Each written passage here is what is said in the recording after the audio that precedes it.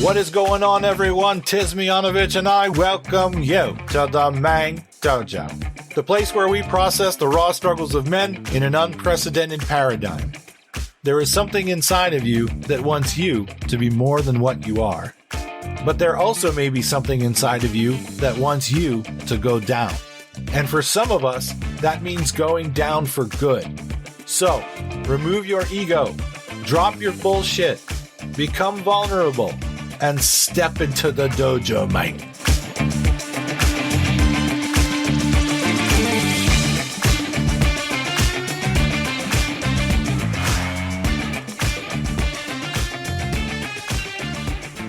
So I want perhaps maybe the first takeaway for people that are listening to be this. Number one, it's okay to say no, and you don't have to fucking put out all the fires as a human. And it's disempowering for you at some point. You may have surrounded yourself or created the situation in the subconscious of the people that are around you to be the guy, the only guy. You may have chosen those people consciously.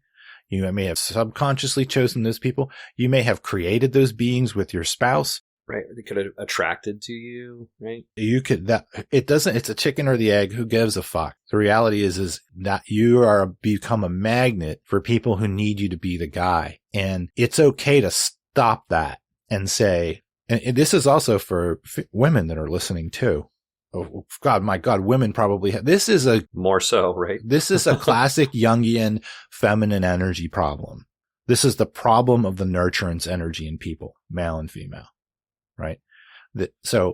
You are allowed to fucking say, I can't do this anymore. You're allowed to do that. Number one. Number two, let's bring it back over to the man side. There's a lot of bullshit that's going on out there on the left side of the philosophical spectrum about masculinity in men that we're going to put a pin in that bullshit. Like, not a pin like pin it on the board. We're going to pin that balloon and fucking let the air out of it on this podcast, because while toxic masculinity is real, we all know it's real. We all know that men historically just fuck everything up a lot and people up. We know that masculinity does that. It's not an issue acknowledging that. What is an issue is describing all of manhood and masculinity as that. That overcorrection, right? Too far. It's bullshit. It's not real. It's a bullshit mythology. And that bullshit part of the mythology ends here at this podcast. So it is okay for us, even though we know things like gender can be constructed, even though we know there's a range of masculinity and femininity inside of people, and it's a mix, and it's always swirling around like a towel in a dryer. Or two towels in a dryer. We know that, right? We're fully aware of that. But it is definitely okay to define things as, no, actually, I'm a man, and because I'm a man, this thing is extra not good for me, right? It is totally okay to say my needs as a man require not only that I am able to say no, but I'm able to say I am a man, and I'm saying as a man, no. This is not good for me and my manhood. The way that I am wired, the way that I am specifically as a man, not just as a person, as a man, this is not fucking acceptable for me. And that's okay to say that. You don't always just have to say, we're all humans and we're all the same, and there's no such thing as being a man or a woman. It's all just a slider. It's a slider that slides. Bullshit. There's a slider. But for some people, there's not a fucking slider. They're just a man or a woman. And that's that. And so it's okay for Half-Deadpool to say, this is not okay for me as an adult, not okay for me as a human, and it's not okay for me as a fucking man. You know, it'll be interesting to see how long it takes for me to incorporate this concept into actual practice and get a healthy way of saying it. Because when I bring it up to my wife, it's usually met with sort of being made fun of or light, kind of jab and ribbing. Or whatever, when I say something about masculinity, feeling emasculated, trying to explore these concepts even, sure, which is kind of frightening to me because I don't think I would ever hear my wife say, if she said, I'm going on a women's retreat, we're going to do this feminine something or other, we're going to have healers in this practice or whatever. I would not immediately go to like, are you going to go to one of those moon vagina conferences where you guys fucking show your twats to the moon, those stupid lady things where you all cry at each other and like drink each other's pee or whatever. God, you girls are dumb. I would not do that because I'm not a sociopath. But it's surprising, but it does go back to a lot of these realizations that I'm having that are making me move away from the thought of like, am I going to be able to stay with this person permanently, i.e. separation, divorce, whatever? Am I going to survive this? That's another thing. And working hard to figure out how to communicate with my partner to be able to bring those needs, because that's the closest, strongest connected person in my life. Realistically, we've got 2 kiddos and it is what it is, but it sure would be nice to be able to say like, wow, what you just said, it not only upset me, but it made me feel like emasculated. And when I say no, I fucking mean no. And it shouldn't be no, when you're so unheard chronically, that you go from, you say something polite, nice, and then you go from content to quantity, meaning you're repeating yourself, and then you have volume or vulgarity, right? You're like, hey, can you put your toothbrush in the thing? Excuse me, could you please put the toothbrush in the thing? I said, put your toothbrush in the thing, and then you're like, this cocksucking toothbrush needs to be put away. And that pattern, that's a hard pattern to kind of break through. And then introducing something like masculinity. Particularly if the people that you're around are drumming it out of you nonstop over and over and over again, no response. I think it's quite important that we start to highlight this mythology that's around maleness and masculinity, not from this podcast, as I'm telling people, like, we need a podcast for men that's not one of these fucking jujitsu bro podcasts. Do you know what I mean? It is just jujitsu bro podcasts out there, like Rogan, Andrew Huberman, Lex Friedman, Chris Williamson. These cats are so popular and making a lot of money, and they're drawing a lot of men to their message. And cool. That's cool. But they also still sort of have these fucking narrow limits, even though they are advertising themselves to be quite broad. It's still a lot of jujitsu bro narrowness. So much so that even when they have something positive takeaway, it doesn't even matter. It's like, how part of the reason why I was concerned about doing something like this is because the concept of someone taking content, making a little meme, taking your voice, doing all this stuff. But the little clips of someone like Jordan Peterson. Yeah. Everybody center, left of center, hates the guy. But you can hear a clip from him or something and be like, I can identify with that. That's really interesting, But the greater greater picture of those people, you're like, ooh, that's their overarching philosophy has a lot of limitations. That's the kindest way to put it. There's a lot of, Peterson is brilliant in the academic sense. He's got a majorly high IQ and can really polish information and slam it home. He's amazing, but he has so many false presuppositions to his general worldview. And he has things that are just fucking kitschy and not tasteful. But anyway, the whole point is that there's a lot of space between the dish rag, doormat, simp cuck male and toxic masculinity. There's a lot of fucking space in the middle. That's much more close to what's real between those two things. If we are in a world where you cannot, because of the myth, because there's the facts of toxic masculinity and male dominance. There's the facts of that. And then there's the myth of it. And the myth of it is a horse shit story. It's a fantasy that people who have been traumatized or who don't like it, they engage more in the myth than they do the facts. And we're here to be about the facts and the ground in the middle. We're not here to be another, perhaps cadre of center to left men that are like, yeah, men are the worst, honey. Like, nah, not really. If you can't in your own home say, like, masculinity is a phenomenon that's quite important. And yes, God almighty, is there a toxic version of it out there? I'm with you. But the vast majority of it is actually not toxic and super important. And we need to be able to fucking talk about masculinity, our own masculinity, particularly from men who came from a situation where their mothers did one of the worst possible things that you can do to a human, which is you make them.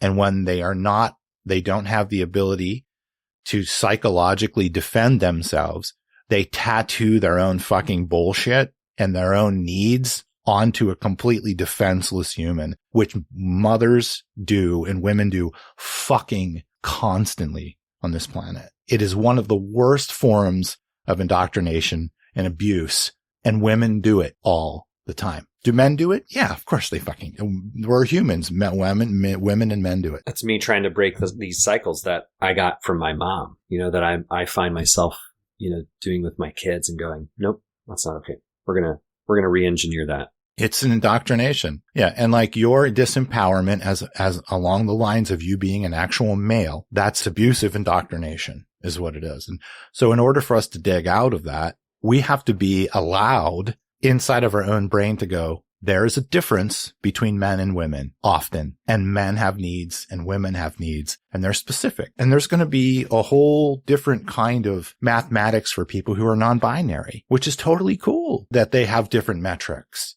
That's totally fine. But men have a thing that they need to be able to relate to. And if you've been indoctrinated away from it in your own psyche, you struggle for life. And now there are men like yourself or myself who have been trying to climb out of this shit. But you find that there are a lot of women who are on the progressive side of the coin who are just running with the mythology, right? You're not allowed to acknowledge it because it's all bullshit and it's not real. It's really hard to hear. Here's a few things. I don't have like a single mentor guiding me through this. So I'm figuring this out on my own, reaching out to men who are stronger than me, people I look up to, yourself. So that's like an interesting part of trying to learn through all this. But it really is kind of that death by 1,000 paper cuts concept. In particular, because I do have admiration and respect for some really strong women in my life. My mother-in-law is one of them, who lives right around the corner from us. She's an amazing artist and a great lady. But she's been divorced 3 times. You can imagine how she feels about men. And when she sits around the table at dinner and just casually shits on men, or says something as simple, she at the wrong time kicked the leg out of, the chair kind of thing. And effectively, just said, well, men, she was referring me directly. I was getting frustrated that my kids were both whining at me. My wife is asking me to do a task. Meanwhile, I have things that I have to do. And she just looks at me and goes, men can't multitask. That's why. And I'm like, wow. That's your takeaway? I'm critically ill. I'm having to be a stay-at-home parent. I'm having to keep this fucking circus going. And your fucking input right now is that everyone with a dick can't do more than one thing at a time. Like, what kind of confidence, do you feel like you're building in me? Why is that even a necessary thing to throw out there? And I know it sounds small, Randy, but like, the timing, the intent, knowing that is at her core. She's a very progressive person, hardline Democrat. Like, if the Democrats said that we all have to fucking drink a gallon of grape juice a day or something stupid, she'd just be like, well, you got to drink grape juice. Sure. Right. Which is supersonic, not empowered at all. That is about as like subjugatable female as it gets. As you can get. Yeah. Right. I do, trust me. But it's just interesting because that's where I find myself really taking the hits is hearing these little comments from women that I don't know if I put them on a pedestal or just have respect for them, but it's never like constructive feedback necessarily. It's just these little digs. You're going like, oh, cool. Yeah, I get it. Like I've shared with you, my sister is very much, really, she's a bigot is how I feel. Sounds like it. That's the trueness of it. We're come from a mixed race family, a blended family, and both my brother and sister have brown skin and I do not. And it was never a thing for me. I didn't understand it till I was like 7 or 8 years old. And my sister, I remember her being like, look, you're different. You were adopted, which is not the case, right? It's just my sister torturing me. But her vehement hatred for the white patriarchy constantly, this stream of consciousness that she has on social media. I don't know how she has the time to have a full-time job and hate white men so much. Like, I feel like she has to pick one or the other because it's just so pervasive and constant. Just everything is the patriarchy and native cultures and everything. And I wholeheartedly support those notions. I'm not saying that those things do not exist or cannot exist, but they cannot exist at the toxic, and I mean to her self-toxic level. Sure. Of being like telling yourself just nonstop because she's offended me and my brother. Last time she was here, she was really destructive to us. And it's like, I've got my cognitively disabled older brother, physically disabled older brother, living in my home rent-free with the intent to save his life, but I'm a piece of shit because of the British or some shit, basically, you know. I don't fully understand it from her, but I don't want to get into it with her. I'm also happy to admit I'm quite politically ignorant, economically ignorant, and I don't know everything. I think we're all just a bunch of people with a bunch of opinions. But those kind of relationships are hard. So the thought that I had when you bring that up, two thoughts. This is going to get its own episode from just me. And that is the concept of male toxicity, male patriarchy, and all this stuff. What you have is evolving males. And the concept that it hasn't been, hundreds of thousands of years of males, well, millions I think one of the best theories we have on the planet is evolution. You don't have to really believe in it, but that's okay. If you don't, but I think it's one of the best theories that we have. It's likely that the fucking stuff that we're made out of, man, woman, non-binary person comes from chimpanzees. And if you don't want to believe that, that's okay, because the facts are fucking overwhelmingly in that we came from something before us. We didn't drop out of the sky, and there were beings on this planet before us. That we came from. And likely, if you want to taste a little bit of the fucking old fashioned in terms of male toxicity, you should perhaps build a time machine and go back and taste some of that shit. Just get a little taste of that. When most people think like, the native humans all over the planet were just walking around with prayer beads and working together. And now, there are a lot of things that are normal about ancient peoples. And one of those is rape. One of those is going into another village and stealing children and women. Like, this shit has been going on the whole time. And it's likely that what we're in the middle of is a progression. And that seems like that's happening when people want to believe that somehow men now are so fucking awful. Well, there are a lot of awful men for sure, but we're in this looping progression, right? And there are a lot of things that have contributed to men being better, in my opinion, than we were.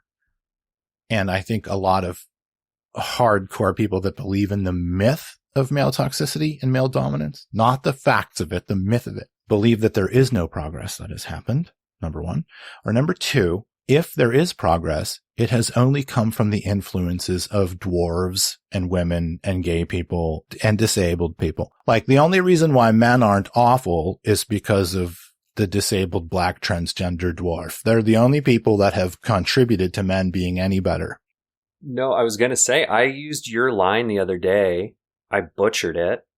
But when you said to me, it was kind of profound, but when you said, if there are good men out there, there are so many good men out there that are not acknowledged. And if it wasn't for good men existing, there would still be queer people, people with disabilities, people of color with spikes up their ass posted on the roads, like that kind of shit. It's not only social justice warriors who have contributed to men being better. The number one contributor to men being better. Now, this is arguable. I'm up for the debate, but the number one contributor to men being better is men, period. You want to argue it? Sounds fine. I know from personal experience on how men act and why they grow and when they grow and what stops them from doing certain things.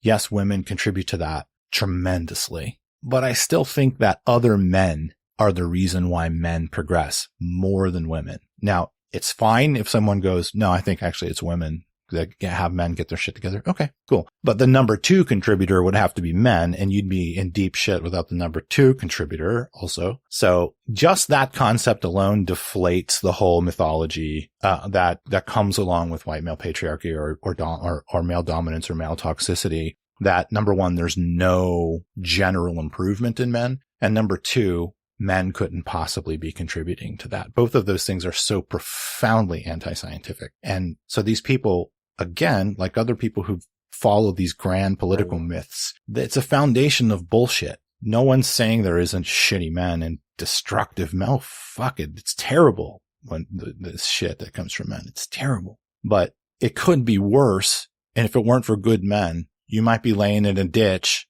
covered with fucking lye. That's quite possible. So we need to still be able to define things from maleness and masculinity to play this fucking game, to be good at this game, right? We not only do want to improve ourselves, we want to decrease the amount of shitty men. We want that. I think that's a reasonable goal. Yeah. But so I brought this up because people might be listening to you and I talking here. It's almost like we're hem-hawing. It's almost like we're like, can we have permission to talk about being men in a way so the women in our lives don't get mad? It might sound like we're being that way. We are just trying to give nuanced, calm, and caring and empathetic voice to the scene, right? Because again, there might be dudes out there that are like, why are you being pussies? Just put your fucking woman in her place. She should know her fucking place and fucking get in your place. Just tell her to fuck off. Right. That's a lot of men that are out there.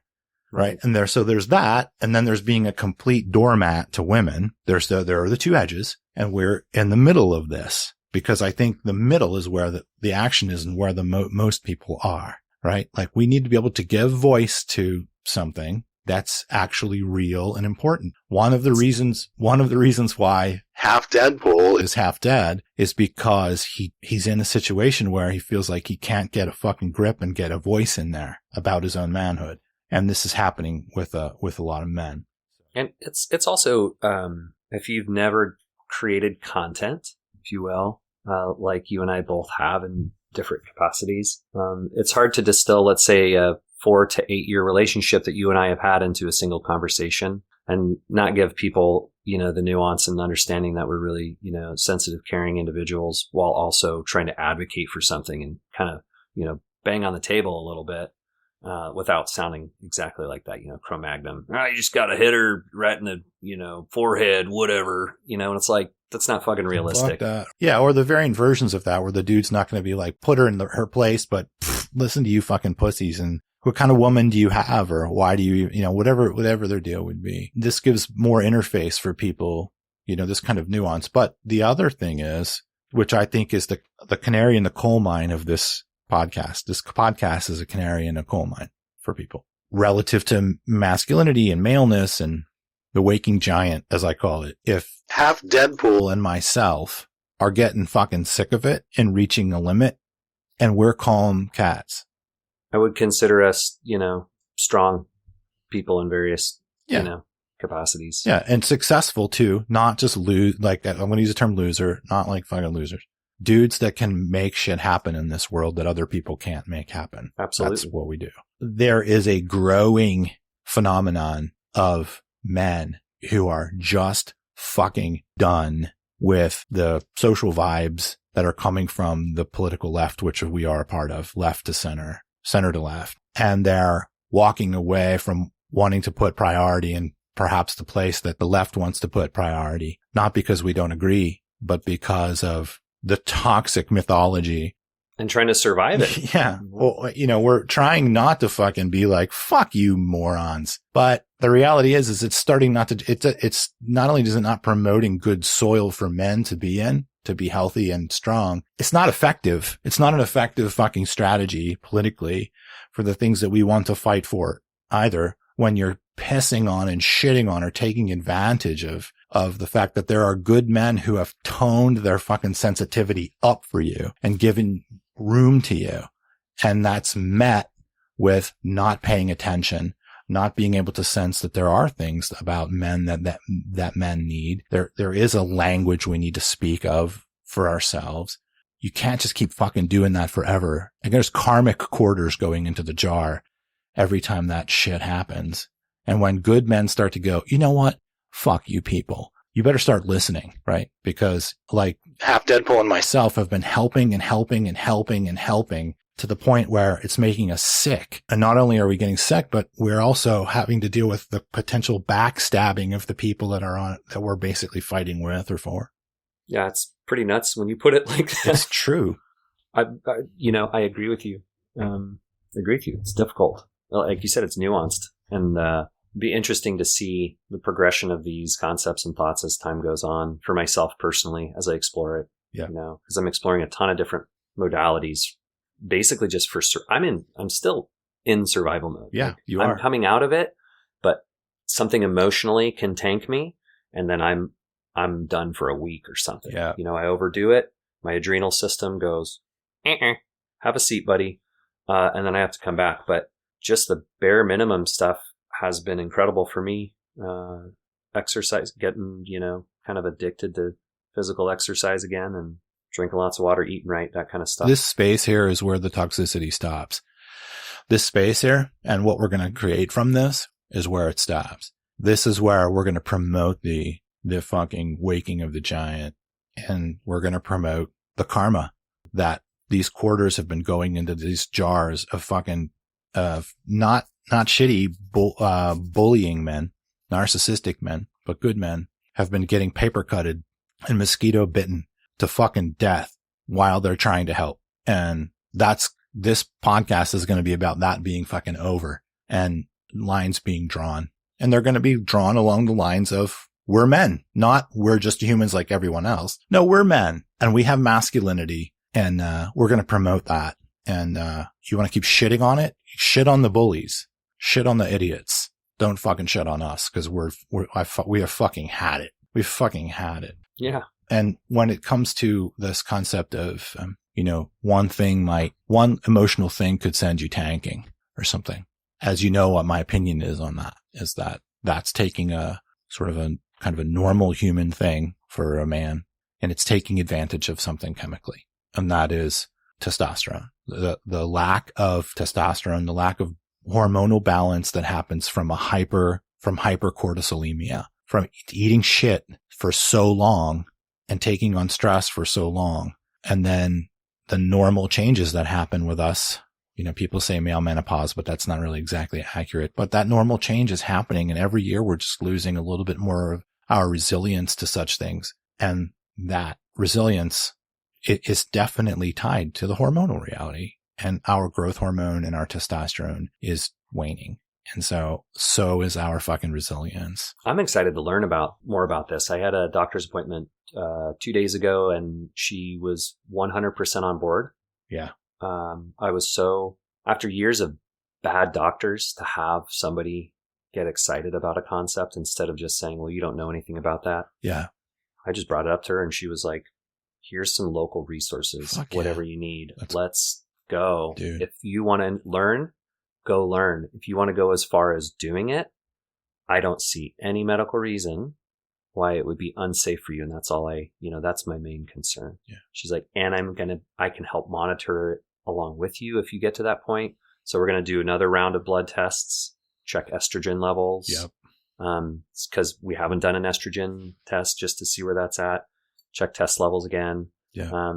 And maybe by next summer or something, it's something that I can consider, or maybe it's something I need to consider immediately. I don't know, but I certainly bring it up to some people, and it's still the stigma. I don't understand the stigma. Maybe it's just because people don't get it, but it's along the lines of like steroid use, testosterone.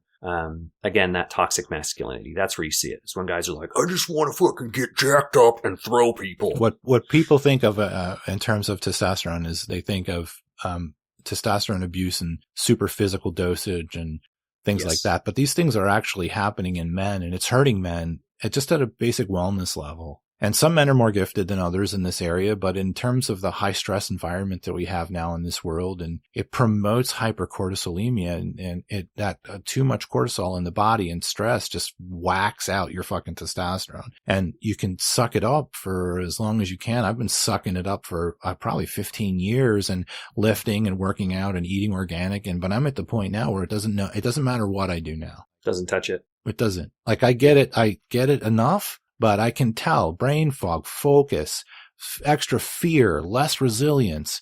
It's all happening, and it's all typically because of hormonal imbalance. So was why my opinion with you originally was, we're joking, just like, dude, you just sound like you need to shoot the Wolverine juice in your ass. Like you need fucking tests. Like we both do. A number of us do.